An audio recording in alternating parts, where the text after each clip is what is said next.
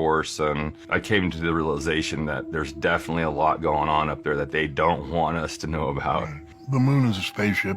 It was built on Jupiter about 38 million years ago. And between the time it was built and 15,000 years ago, it's been touring around our solar system. Our solar system, we're told by NASA there's 9 planets. There's actually 40. There's the Earth plus 39. And each of those planets has a civilization, and each of those planets has moons that have civilizations. There's so much going on out there that, we could not possibly grasp how much is going on in our solar system. There's so much air traffic control. It's fantastic. The amount of trade that goes on, both technologically and sociologically, it's just amazing, all the stuff that's going on. So it was made on Jupiter. By who? By what race? By, I don't know. Just some ET race, yeah. And it's been towed around to the different moons doing exactly what it's doing now, and that is monitoring whoever lives on there and abducting or doing whatever it is they would like to do. Now, it doesn't have its own propulsion. It has to be towed. And our moon was towed into its orbit now about 15,000 years ago, just after the Ice Age, the last Ice Age. And when man first became aware of the moon, or aware of the skies, there was no moon, and then there was 2 moons, and then there was 1 moon. And we think that the 2 moons was the vehicle that towed our moon into space. There's a guy named Norman Berggren, who's passed away now, very knowledgeable, had so many degrees and works with so many of our aerospace companies doing different things. He lived in Los Altos Hills, which was south of San Francisco, and worked at Lockheed, retired in 1986, and got a hold of some of the Voyager photos of Saturn's rings. And he wrote The Ringmakers of Saturn. Right. Is that about the fuel coming out, the rings? Yeah. The spaceship. The spaceship, yeah. There's 3 of them that he saw. And one of the biggest is 30,000 miles long and 2,400 miles in diameter. Anyway, I thought it'd be really nice to meet this guy, and I wrote him, and I just happened to be going to the EOPO conference in San Jose in 2005. And I went by his house, met him, and we became friends, very good friends over the years. Unfortunately, he passed away a couple of years ago, but in the back part of The Ringmakers of Saturn, he discussed how the moon was towed into its orbit and his proof.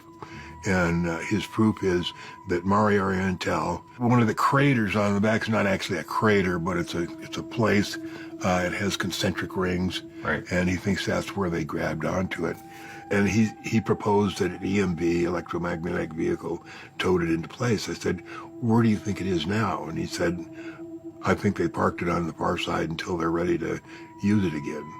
So I started looking for it and found it immediately on the crater Tsiolkovsky. And Tsiolkovsky is on the far side. It has a very interesting history. NASA has airbrushed, completely changed the character of that crater 8 times. And, it's absolutely for sure that is the electromagnetic vehicle that towed the moon into orbit. We want to go to the moon forever, but we have this Van Allen belt, which is in place around the Earth. We sent 3 rockets into space. They all had Geiger counters. 2 of them worked and gave us the readings, tremendously high readings of radiation. No way could we penetrate it. And there's 2 belts, one that goes from 500 to like 10,000, and the other goes from 10,000 to 25,000. And very, very lethal. Just no way could mankind do that. So I talked to him about that also. And the moon has a civilization. There's humans that live up there. And of course, everybody says, oh, well, then we did go to the moon. Well, yeah, right. No. Well, that was my next question. We aren't the only humans in this universe, Right. Well, are there any Earth humans there? Not that I don't know. I don't. They've picked up thousands of Earth humans and taken them there for visits. Right. One of whom was Howard Menger in 1956. Hmm. Howard Menger wrote a book called From Outer Space to You. And when I read the book, I thought it was really great. Found out that not only he was invited up there, but there was a number of other people, scientists and other people with him. Was it the United States, or was it a group of Different countries. Different countries were all grouped together, right? Right. Yeah.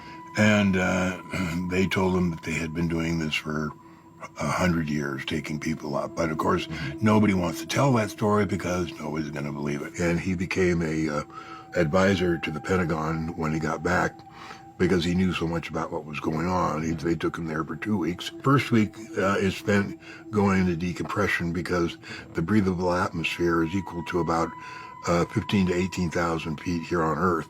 And of course, if they were just to plop you down there, you would have a problem. Yeah. So what they do is gradually decompress them until they're used to that, and then they bring them down, and they take them all around the moon. There's a train that travels to what he calls a copper highway, and he doesn't know how it goes, but it's very silent and goes very fast. When they go out in the desert, the train stopped and they were allowed to stand out at high noon to see that it wasn't as hot as NASA says. Right. And just very nice people, very advanced, and they've taken thousands of people over the years. People don't say that, won't tell their story because they know that they won't be believed. Yeah, no one's gonna believe. One of which, the daytime sky, the color is saffron yellow, and I heard about this. Yeah. and I wrote to him and sent him 6 shades of saffron yellow and asked him to put an X on the shade closest to the daytime color. That's another reason why we didn't go to the moon, because NASA, all their photos are black skies. I know. I was gonna talk about that. Yeah. What do you think about that? And how do they fake the whole? And like Chang 4, the Chinese just put up I wrote a couple of pages on what a ridiculous set of photos that was. You know, they've got shadows going every which way on it. Of course, all these pictures from the ISS and from satellites never have stars in the background either. Yeah. Why is that? Because they're just all. Because you know, a lot of those pictures are fake. Everything that we see from the moon basically all come from the Lunar Orbiter series. Boeing built that camera and spacecraft, and it was 5 of them were launched between 1965 and 1967, and they took thousands and thousands of photos and developed them as the craft was in orbit, and then they crashed into the moon. There's fantastic pictures. By complete sheer accident, have collected about 35 of them, and some of them have been airbrushed, but we can see more than anybody else would.